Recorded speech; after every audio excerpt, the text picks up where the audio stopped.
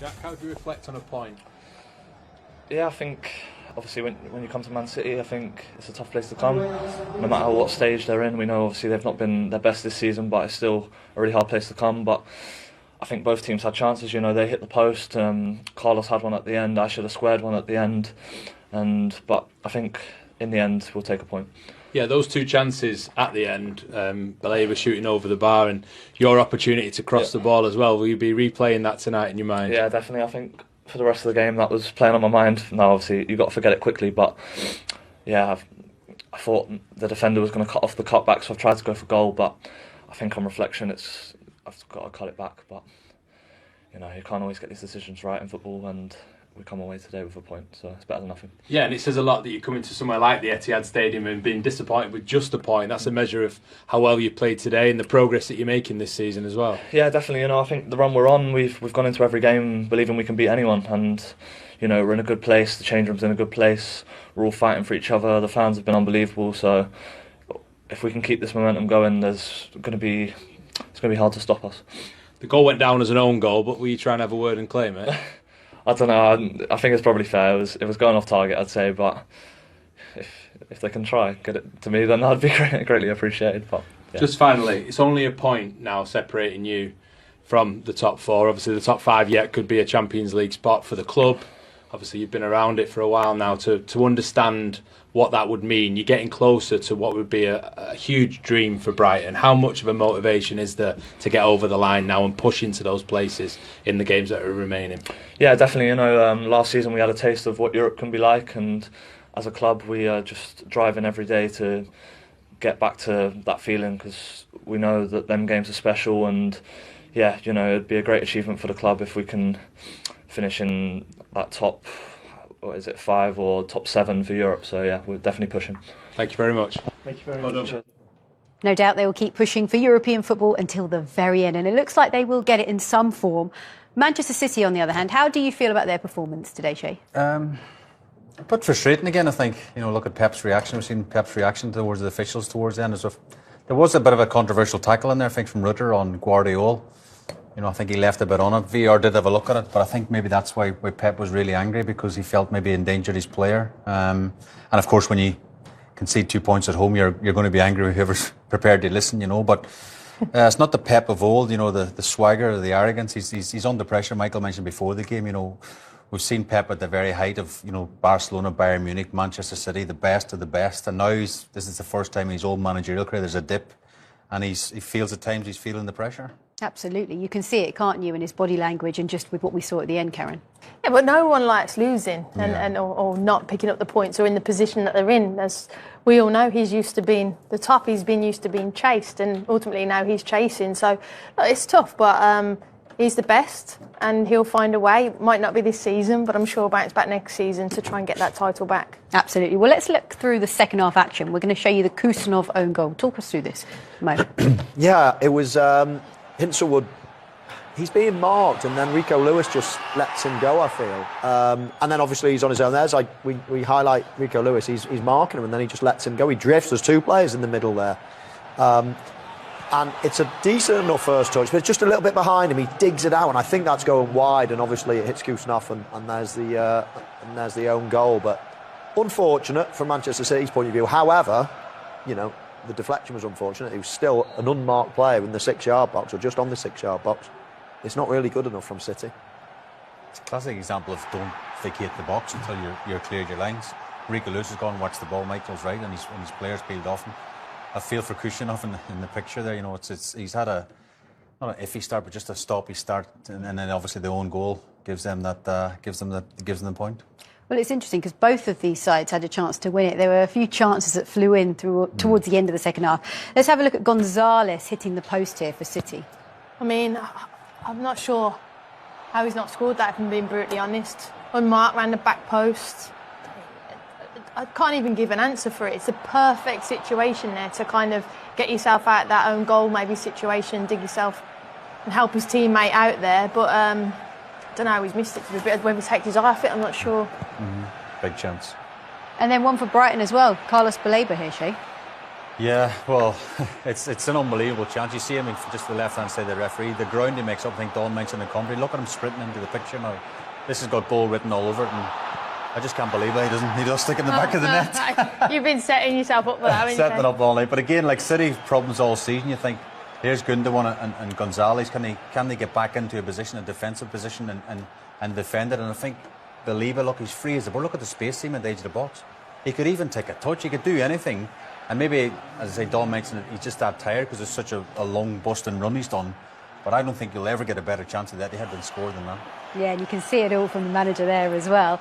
Now, you did mention, actually, the foul from Ruta on Guardiola. We're going to have a look at it now. What did you think of this? Because Pep's frustration seems to have stemmed from this incident.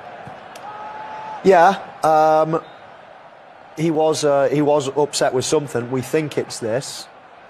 It's mistimed, don't get me wrong, and yeah, you could justify. I don't think it's a red card or anything personally. I mean, his leg is sliding along the floor. It's not a high challenge. He could have got a yellow card, absolutely. But I can understand Pep Guardiola feeling that was a dangerous tackle, but I don't think it's red. Well, you teed me up nicely there. Let's hear from the man himself. Here he is, Pep Guardiola. To the day.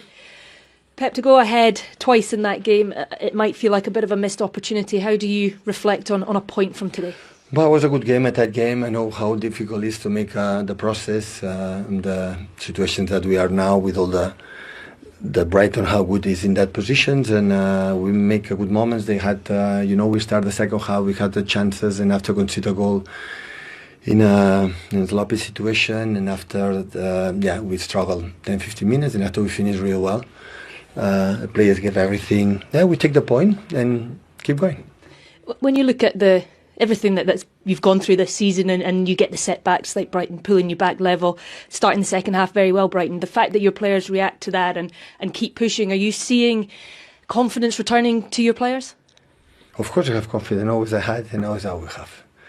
So I think the young players play really good. Omar played really good, and Jeremy again. So it's an incredible threat to bring to the final third, and the physical team like them, they play really good. All defenders were so clever, so winning duels. So it's a pity, but they have, in the moment they have two chances that when they're a little bit uncertain, but we had a lot as well. And unfortunately, first half to the Sabinho, the post, and in the corner with Nico, and the last cross from Kevin. So we were close, but unfortunately we could not do it. And of course, big compliment from Brighton because it's a good team, and good result for us. There was, of course, yet another record broken by Erling Haaland. Mm-hmm. I know you were asked about him during the week as well, but his numbers are just incredible, aren't they? Yeah, it is. Yeah, really good. Yeah, you couldn't hang on to it, but they kept pushing for that win. Do you sort of feel like, is it coming, the progress that you want to see in the team? Obviously, you had to bounce back from defeat last week, and you get the point here today. You go into an international break now. Is it kind of, are you feeling that the progress is coming for your team in these now 9 cup finals that you have this season? Yes. So we're much better than Nottingham. Nottingham were not in the right rhythm, but the players give the pace that we have up front. The 4 players up front is so dangerous. They create a lot, and we're happy for that. Well, let's take you back to the beginning of this match and talk through all of the key moments. And it started with, obviously, Haaland scoring a penalty. Talk us through the penalty incident, Karen. Yeah, I mean, credit to City high pressing and Brighton trying to play out of it, but both of their goals they conceded were from turnovers in central dangerous areas, and as soon as City win it back, they go straight at you, and there's no question about it whether it's a penalty. I think the heavy touch from Marmoush then and then the cutback means that defenders coming in, and for me it's no question it's a penalty, is the right decision, but I think the heavy touch drew them in, and because Brighton are trying to play out, they're quite vulnerable then in numbers at the back when they turn it over. Yeah, I mean, Marmoush was lively today. I thought he played really well. No question, that's one of the easiest decisions the referee will ever have to make. A definite penalty. He obviously goes to block the shot. Trailing leg catches him. Haaland steps up, and you know the rest. Yeah, his 21st league goal, and he's now had 100 goal involvements, and he's the first player to do so in less than 100 games. I know we've talked a lot about City setting records for the wrong reasons, but that's a record that he will love. Yeah, I mean, he's going to break so many more, isn't he? You know, he's playing in a great team with great players around him, creating chances for him. He's the main focal point.